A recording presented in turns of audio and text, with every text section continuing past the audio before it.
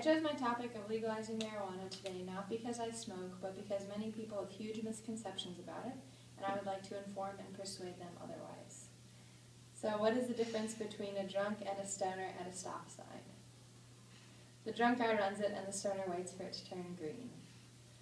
I thought this was a good example of how our culture views marijuana, though, that those who smoke are simple-minded and silly, when in reality those who smoke encompass a broad range of people. Regardless of this, the government still treats cannabis, as it is properly termed, as a severe drug issue. The war on drugs has always been a major factor in the history of the United States. Back in the days of Prohibition, alcohol was seen as vile and evil. These views have now transferred to marijuana. The image in people's minds when envisioning a smoker is typically a hippie, with no shoes and no prospects in life to go off of. But this is not the norm for a smoker in the United States. Influential people such as Winston Churchill, Barack Obama, Michael Phelps, Walt Disney, and Edgar Allan Poe have all been under the influence of marijuana several times in their lives. My goal is not to prove to everyone that marijuana is a wonderful thing for a person, nor am I trying to prove that everyone should take part in it. But many people are in prison over minor possession charges, which causes severe overcrowding and overspending for our states and our federal government. The national spending to control circulation of marijuana is more than $7 billion, which could be going to the national debt crisis. Other substances like pharmaceuticals and alcohol are far worse for a person than marijuana. To remedy these monumental issues, I have come to support the legalization of marijuana in the United States. The national government is severely overspending for controls on it. In 2010, the Associated Press found that lawmakers have spent over $1 trillion enforcing the drug war.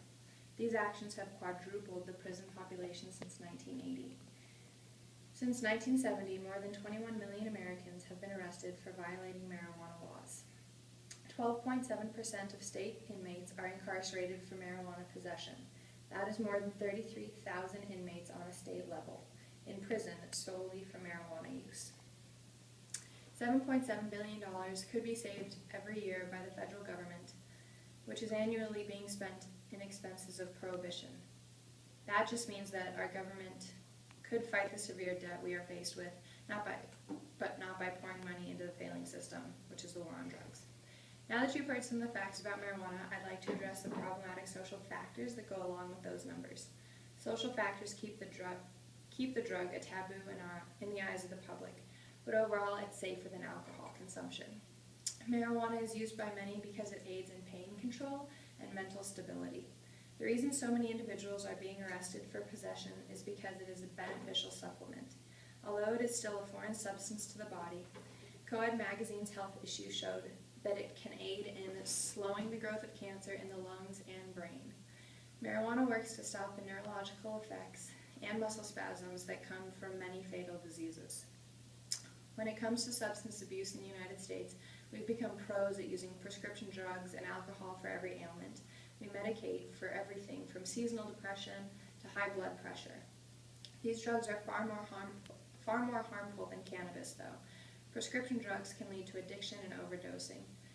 Alcohol especially leads to severe body deterioration, including liver failure, heart disease, brain depreciation, and easily leads to alcohol poisoning.